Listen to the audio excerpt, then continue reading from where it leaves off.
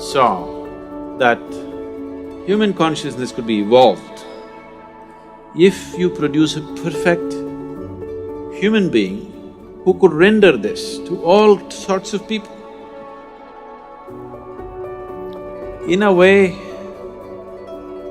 he comes from the tradition of Shiva. Somewhere it's his dream to build another being like that.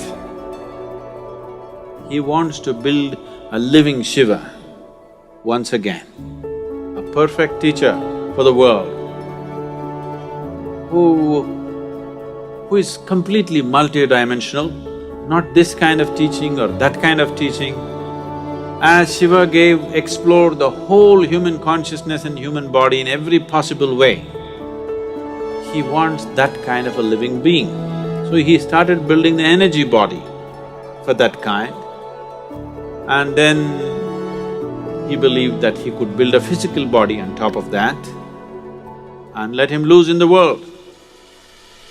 With a lifespan of a few hundred or thousand years, so that he will transform the whole world by the time his time is done.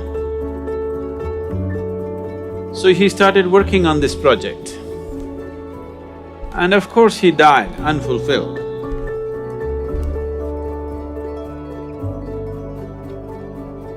So here and there, down these 40,000 years, many ambitious yogis picked up the same project that Sunira had left and tried to reconstruct this energy body of a perfect teacher who can transform human consciousness.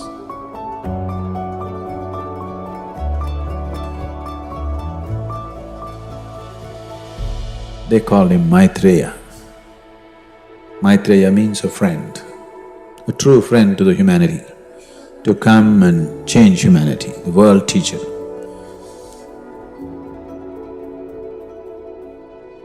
Generation after generation, many yogis tried to continue to work on the same half-made project of Sunira. It's always been in the yogic lore, but in the last century, it came to the surface. It came to social knowledge because the Theosophists worked on it. Annie Besant, Leadbeater, and Madam whatever her name, I can never pronounce, Blavatsky. All three of them took this project up. They said, we are going to make it. They amassed a vast amount of occult knowledge, probably for the first time in the last few hundred years, and definitely for the first time, not in a traditional way but in a modern way. They took up this project.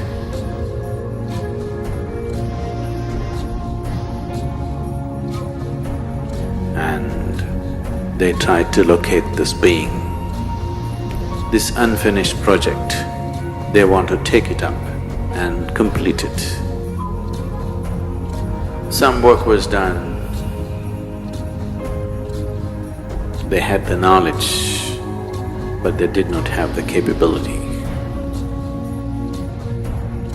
They acquired much information, but they could not acquire the necessary means to do anything like that.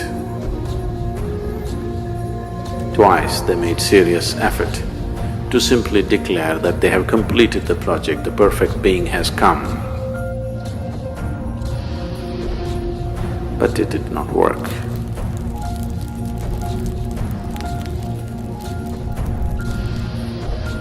Another parallel line was also being drawn for the last couple of millenniums, where another set of yogis who were aware of this Sunira's glorious but quite impossible project, they started working upon a similar force to create a similar possibility, but with a completely different understanding of the same, creating a perfect being, but not as a human being, not in human form, because putting it into a human being as such a possibility, human system has all the capabilities, but still it doesn't have the necessary integrity of boundary to hold it. There are previous experiences of creating or attempting to create dhyanalingas in many places. Any number of projects have started in the last 2000, 3000 years and they've been abandoned halfway because of some problem or the other. In Bhojpur, they attempted a dhyanalinga about 1,000 years ago, little more than 1,000 years ago. This was supported by a local king, so it was hugely funded and they built a magnificent temple which is half done, and the rest of the plans they drew it on the stone, because there were no drawing boards. They flattened up a rock and they made an elaborate plan of the temple in all detail, the architectural thing on the stone. They had a grand plan, a beautiful setting and everything. But half completed, it stopped because of certain things. The lingam itself, they worked on it for more than 3 years. They had 14 people working on it, one yogi who started this whole process. But this yogi worked for over 2 years and produced these 14 people, 7 men and 7 women, of enormous or extraordinary accomplishment, and they started working. They created this lingam almost 95% done. But at that time an invasion happened.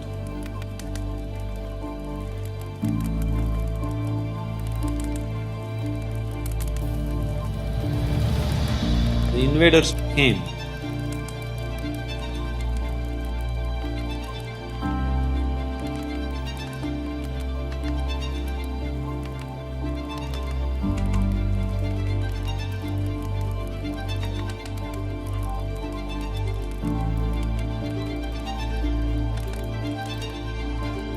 Found these people in certain states which whatever looked prickish for them, and they attacked.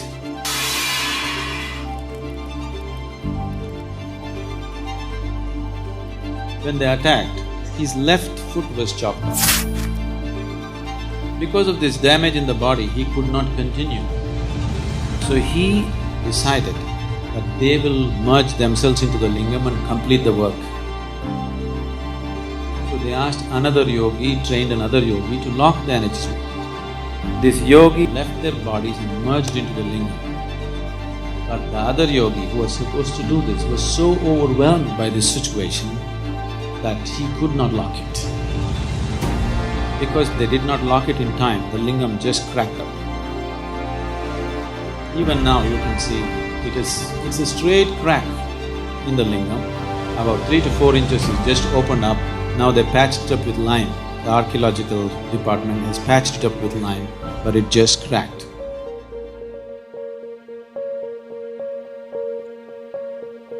Building such structures has been the want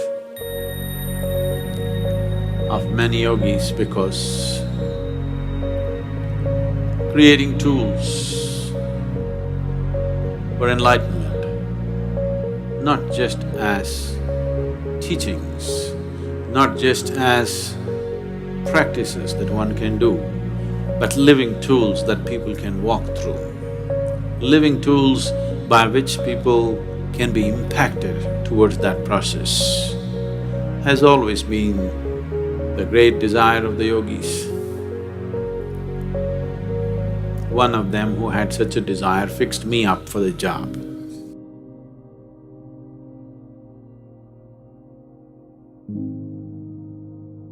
My physical proximity with him was just for a few minutes. It is in these few moments that this fabulous crafty man enslaved me for his project.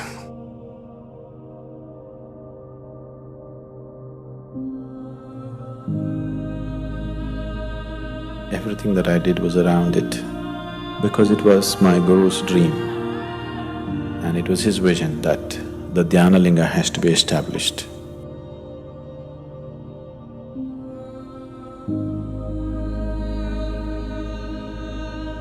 This is my Guru's will and grace.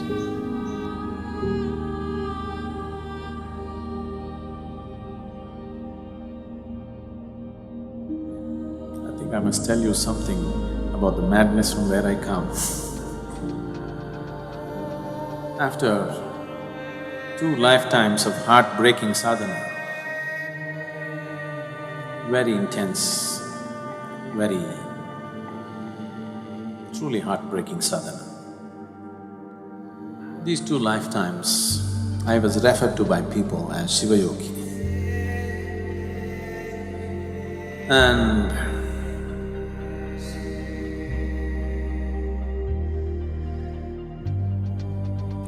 when it was needed, when my Guru appeared,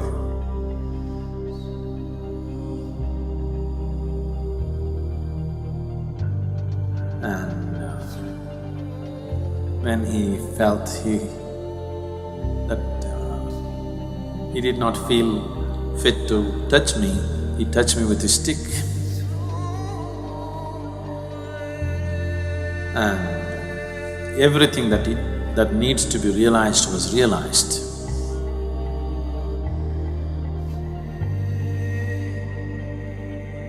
I was at the very peak of anything can be.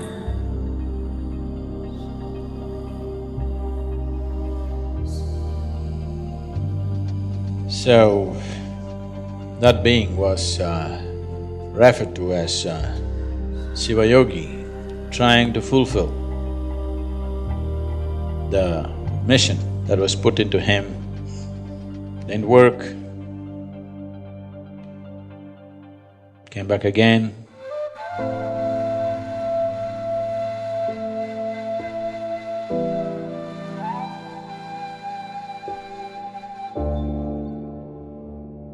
Sadhguru Sri Brahma tried very hard, almost successful, but couldn't fix the goodwill in the society because the intensity of who he is could not be understood in the social circumstances. He couldn't fulfill that. He prepared a few people and then went up the mountain. He was checking himself, why has he failed? He's got everything. Why is it didn't happen? He knew it's not that he lacks the competence, it's just that he did not garner the social support that was needed. So he went up the mountain for the last time.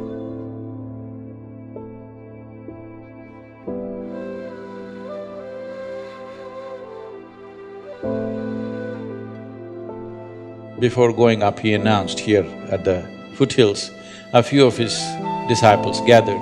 They said, "What now?" He said, "Even Tirpi Varvan, that means this one will be back again." And he went up the mountain for the last time.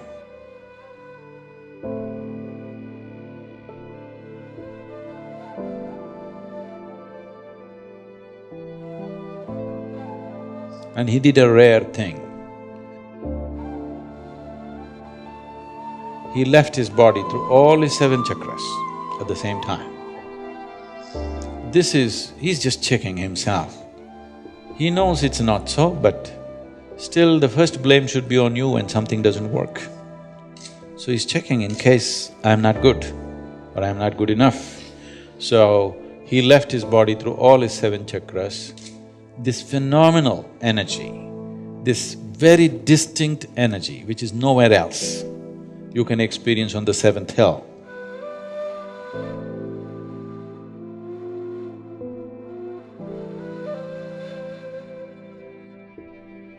It's very, very different from anything that you would find anywhere.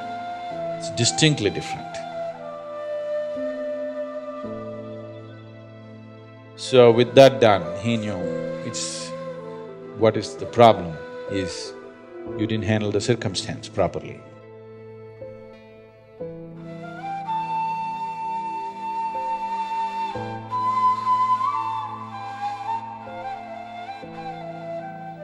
This round when we came, we planned everything to a point where we decided a few people that I need, where they are born, in which room, how. Everything was planned, it went accordingly.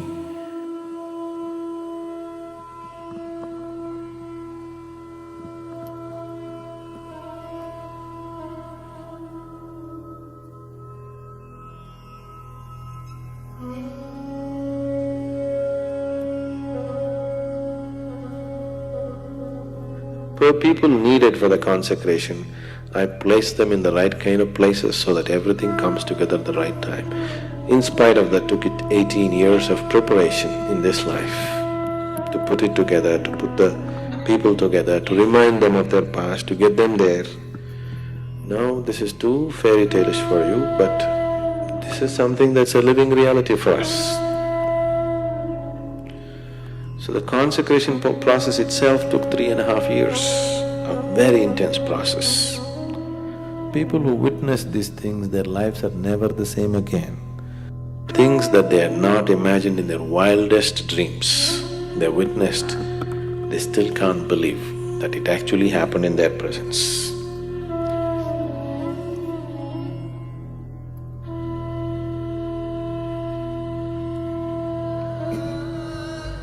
Yogi Sunira, he worked through his lifetime, and towards the end of his life, when this dream of creating a perfect being remained unfulfilled, Yogi Sunira made a prophecy that long time from now, long time from now, this work that I have started will find fulfillment and reverberate, not here, but in the green hills of the south. Our hills are green. We are in the south. So whatever Sunira's prophecy has come true, but not the way he thought it would.